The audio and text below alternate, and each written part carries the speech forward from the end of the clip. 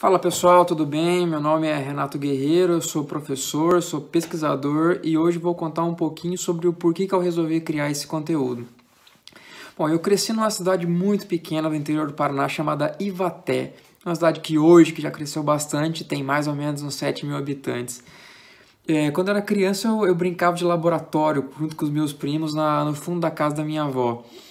Eu sou uma pessoa que quem me conhece hoje vai achar estranho dizer isso, mas eu sou uma pessoa tímida, porém eu era muito falador. Eu sempre percebi que eu gostava de ensinar aquilo que eu aprendia, né? E eu sempre tinha uma forma diferente de ensinar. Então, muitas vezes, o professor explicava, né, da sua maneira, e os meus colegas perguntavam: Renato, você entendeu isso aí? E eu tinha entendido. Aí, sim, você pode me explicar? E eu explicava, mas de um jeito completamente diferente. E isso fazia com que todos os meus colegas entendessem aquele conteúdo que o professor tinha explicado e que eles não tinham entendido. Não melhor nem pior, eu tinha só um modo diferente de apresentar uma coisa, ou explicar um certo conteúdo, ou trazer um exemplo para que as pessoas entendessem melhor, com uma analogia, algum exemplo que fosse do cotidiano dela. Então, se a pessoa gostava de futebol, de alguma forma, eu conseguia colocar um exemplo do que o professor falou, não importa qual conteúdo fosse, na lógica do futebol. Aí ele entendia, ele sacava o conteúdo. Então, eu sempre explicava de acordo com o meu entendimento, de acordo com a minha versão da história. E isso me facilitava aprender e me facilitava ensinar. E uma coisa que eu percebi é que quando eu estava explicando para os meus colegas, parece que eu entendia cada vez melhor aquilo que eu já tinha entendido. Então, cada vez que eu ensinava, mais eu aprendia. E eu peguei gosto por isso. Lógico, eu não sabia que o nome disso era ensinar, porque eu era criança, e depois na adolescência, agora depois de adulto. Agora eu descobri que essa é a essência de ser um professor, é você conseguir explicar para um público que for um conteúdo por mais difícil que ele seja. Mas na época, criança, eu simplesmente gostava de ensinar, eu ficava feliz em ver que os meus coleguinhas tinham lá, nossa, agora eu entendi. Tudo isso me mostrou depois que eu tinha um jeito diferente de ensinar. E as pessoas geralmente gostavam, assim, ó, vamos ver o que o Renato tem para falar. Meus colegas antes, a gente fazia alguma coisa, assim, ó, vamos chamar o Renato para ele junto, para depois ele contar para nós a história. Então, existe sempre um modo diferente de ensinar. A ciência, ou muitas vezes qualquer conteúdo, ela traz uma série de coisas que são muito difíceis de entender. Ainda mais assim, para quem não é da área, ou para quem é uma pessoa que não tem um conhecimento prévio. Então, trazendo uma versão diferente da história, você consegue ensinar qualquer conteúdo. E eu quero mostrar para vocês isso, que eu posso te ajudar a dar aulas muito mais interessantes, muito mais atrativas, muito mais inovadoras sobre qualquer assunto, utilizando justamente uma técnica diferente de ensinar. Então, independente do assunto, na minha cabeça, eu sempre tinha um jeito muito mais legal de mostrar aquilo. Na minha cabeça era tudo muito mais divertido aquele conteúdo. Então, eu sempre tornava o assunto mais legal. Não para os outros, mas para mim. Poxa, eu consegui aprender agora dessa forma. Para mim era muito mais legal. Eu sempre brinco assim que o mundo parece muito mais divertido na minha cabeça. E isso trouxe uma consequência prática muito interessante. Na minha escola tinha feira de ciências. E essas feiras de ciências era um momento que os alunos eles tinham a oportunidade de expor sobre um tema específico. E aí você dividia em salas de aula, por exemplo, quinta série, sexta série, sétima série, né? Muitas vezes assim as quintas séries competiam com as quintas séries, as sextas séries com as sextas séries e assim por diante. E aí cada sala escolhia um tema e todo mundo trabalhava nisso. E a gente ficava por pelo menos uma semana direto nisso, mas tinha uns 2, 3 meses de preparação. Então todo mundo da escola estava muito empenhado nisso. E toda a turma tinha um professor padrinho, que era um professor orientador. Então depois que a sala escolheu um tema, geralmente a gente dividia entre os colegas. O líder da sala era responsável por muitas coisas e a gente colocava em prática. Eu sempre fui o líder da minha sala, o presidente da sala que a gente chama hoje. Então eu participei de 4 feiras de ciência e a professora, a nossa orientadora, falou bem assim: Renato, você vai ensinar tal coisa. E eu vi que eu adorava aquilo. Então a gente tinha 2 modos de organizar as feiras de ciências nas salas. Uma que era uma espécie de sessão, que você tinha lá um período, fechava a porta, você explicava como fosse uma aula mesmo, e outras pessoas passavam pela sua sala como fosse uma linha, e cada um ia explicando um trecho. Na primeira vez que a gente fez a Feira de Ciência foi nesse tipo serial. A gente tinha carteiras, cada pessoa passava por um aluno e cada aluno falava um tema e a pessoa ia embora. Mas as outras 3 que nós participamos, a nossa sala optou por sessões. As nossas sessões, elas duravam de 30 até 1 hora, mais ou menos assim, uma média de 45 minutos. E as nossas salas eram sempre lotadas, existiam filas, as pessoas esperavam 45, 50, 1 hora na fila, mas eles queriam porque todo mundo falava bem do nosso modo de explicar. E a nossa orientadora me colocou uma grande responsabilidade. Eu tinha que explicar o tema mais complexo. Na verdade, não só eu, mas todos os meus colegas tinham cada uma parte, mas eu explicava um tema muito complexo. Como eu tinha entendido, eu consegui explicar. E na minha cabeça, tudo aquilo era muito interessante. Então eu transmitia uma paixão muito grande naquilo que eu estava explicando. E é essa paixão que trazia um jeito diferente de ensinar. E ela teve um impacto significativo. Das 4 feiras que nós participamos, nós ficamos a primeira, na 5ª série, em 3º lugar, e todas as outras nós ganhamos em 1º lugar. E na minha escola isso era muito competitivo. Com isso, eu descobri definitivamente que eu adorava ensinar. Mesmo que eu nunca tinha pensado em ser professor, nada que eu pensei era perto disso. Eu nunca tinha essa intenção, estou fazendo isso porque quero ser professor. Mas a docência era um caminho natural. E então, hoje eu posso dizer com todo orgulho que eu sou professor por opção. Então, esse caminho natural me trouxe para a docência. Hoje eu sou professor há quase 10 anos. 7 anos numa única instituição, que eu passei num concurso e assumi, e estou até hoje e cada dia mais me apaixono pela profissão.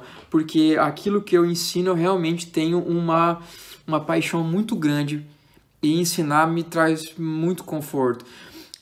Muitas vezes eu chego cansado para dar aula, eu tenho uma rotina que vocês vão conhecer mais para frente, uma rotina que é bastante intensa e às vezes eu chego esgotado para dar aula à noite e eu parece que não vou ter energia. Quando eu entro na sala de aula, que eu começo a dar minha aula, eu saio renovado. Tanto que muitas vezes eu não consigo dormir de tão elétrico que eu tô, porque eu realmente adoro fazer isso. Então, aquele rapaz tímido no começo, mas que era falador em algumas situações, pegou um apreço muito grande por estudar e se tornou um professor que vocês estão vendo hoje. Eu tinha um jeito diferente de ensinar e que tornava qualquer assunto muito mais interessante, tornava muito mais atrativo. Então, o meu objetivo com esse canal, com esse conteúdo que eu estou trazendo para vocês, é te ajudar a dar aulas mais atrativas, mais inovadoras, que sejam mais interessantes. Não importa o assunto que você trabalhe, não importa o componente curricular que você é responsável, não importa a área que você atue. Uma vez eu tive que dar uma aula sobre a evolução da paisagem, do conceito geográfico da paisagem. Isso é um tema na geografia, na qual eu sou formado, que era muito complexo para você ver assim, que a paisagem é uma junção de elementos construídos historicamente com base nas mudanças sociais. Isso para um aluno parece tão desconexo, mas tão fora da realidade dele. E eu tive que explicar sobre isso. Então, é um assunto que naturalmente era um pouco chato. É o professor que torna o assunto interessante, por mais chato que ele pareça. Por mais chato que muitas vezes ele é. Estudar nem sempre é uma coisa totalmente agradável. Aprender sempre é, mas estudar nem sempre. Então, como é que eu explicar que a paisagem que a gente vê é fruto de uma construção histórica socialmente? Pô, que complicado. Aí, de repente, me veio a ideia. Eu cresci em Ivaté, como eu disse, e era uma região do noroeste do Paraná, onde por muito tempo teve extensas lavouras de café. E esse café ele sumiu, obviamente, né? Teve uma grande geada aqui no Paraná em 1975, e esse café ele foi dizimado. E era muito comum que eu andava na zona rural aqui da cidade e eu via paisagens naturais. Naturais entre aspas, né? É um produto da construção humana. E é justamente esse insight que eu tive. É um produto da construção humana, da construção social. Então, essa paisagem que eu estou vendo agora, todos os alunos também veem. Mas talvez nunca vieram com esse insight que eu tive. Essa paisagem que eu estava vendo era uma pastagem, um pasto de gado. E nessa paisagem tinha um ou outro tronco cerrado, um toco muito antigo de uma árvore que já nem existe mais, que foi cerrada há muito tempo atrás. E no meio dessa paisagem também tinha pés secos de café. E aí eu me deparei o seguinte, aquela única visada que eu tinha mostrava 3 contextos históricos completamente diferentes. Aquele tronco velho, cerrado, que tinha só um toquinho lá, que já quase não dava para ver, ela representava as antigas florestas que existiam ali, que era um contexto muito antigo, que os nossos avós vieram aqui e encontraram uma vasta floresta. Então, Quando eles cortaram aquela mata, tocaram fogo, aquele toco no meio do pasto era um relicto, era uma lembrança daquela época, daquela paisagem. Então isso lembra a vida que os pioneiros tiveram quando chegavam no interior do Paraná e tiveram que abrir a fronteira. Mas também mostra uma extensa área de floresta que cobria a maior parte do Brasil e que nesse caso aqui do Paraná fazia parte da Mata Atlântica.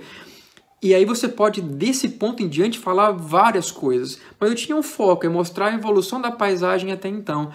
Aquele toco representava as antigas florestas, um antigo contexto antes das primeiras colonizações, dos primeiros colonos que chegaram aqui. Aquele pé de café seco que tinha lá representava uma outra coisa completamente diferente das antigas florestas. Mostrava um importante ciclo econômico que teve no Paraná, que foi a principal atividade econômica do Brasil durante muitos anos, que colocou o Brasil num destaque central na economia mundial e que, de repente, do dia para a noite, literalmente, numa grande geada que teve em junho de 1975, essa geada acabou com os pés de café, ele matou, ele secou, ele acabou com toda essa lavoura de café. E as pessoas tiveram que cortar e muitas não conseguiram voltar à atividade, porque essas constantes geadas que culminou nessa maior de todas, ela acabou com a produção cafeeira do Paraná. Então eles não tiveram outra opção, ou vender as terras e ir embora para outro lugar, ou ir embora para a cidade. E a atividade econômica que eles puderam desenvolver sem muita mão de obra, porque o café precisava de muita mão de obra, e eles não tinham mais, porque o pessoal migrou do campo para a cidade ou para outros locais, então eles plantaram pastagens para o gado, porque poucas pessoas podiam tocar isso.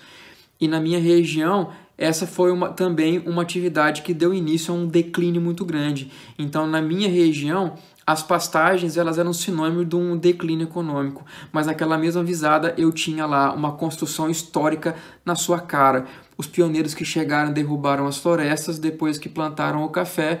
Depois do café, aquilo se extinguiu, aquela cultura econômica que cresceu no café, ela teve que ser abandonada de forma da noite para o dia e começou o café, o que iniciou um declínio. E do lado dessa pastagem tinha uma lavoura de cana, que era o início do próximo ciclo. Então aquela paisagem, esse tipo de pensamento, ela pode ser produzido em qualquer lugar. E eu percebi que na cidade, lá em Ivaté, eu tinha as construções, eu tinha uma construção que era daquele tempo do café, eu tinha uma construção do lado lá, um prédio que era uma construção mais recente, e aí a paisagem ela é inteira de construções, de cada objeto representa uma época diferente. E elas convivem ao mesmo tempo. Isso é uma construção da paisagem de acordo com a história, de acordo com a evolução social daquele lugar. E esse foi o modo que eu tive para ensinar tudo isso. No final, os alunos tinham um exemplo muito prático e eles podiam observar. E aquela coisa que eles andavam vindo para a escola ou que andavam viajando pela cidade e que viam aquilo o tempo todo, eles agora começavam a enxergar a coisa completamente diferente. E no final, eles aprenderam. Pode ser que isso não tenha tanto impacto para você, mas essa abordagem foi tão interessante que foi essa aula que me fez passar no concurso. Tinha vários concorrentes, todos excelentes, mas essa explicação para o pessoal, detalhe, essa não era necessariamente a minha área de estudo. Eu trabalho com a geografia um pouco mais na área da natureza, e esse é um tema tipicamente da geografia social, da geografia humana, e uma banca totalmente voltada para o pessoal que era das áreas humanas.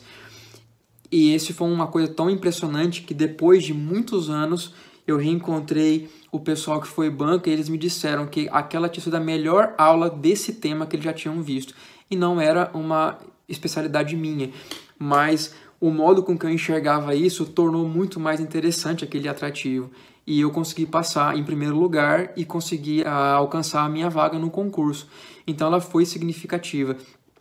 E você pode aplicar a qualquer área. E isso é importante. Sempre vai existir um exemplo que você pode usar do dia a dia no que você está ensinando.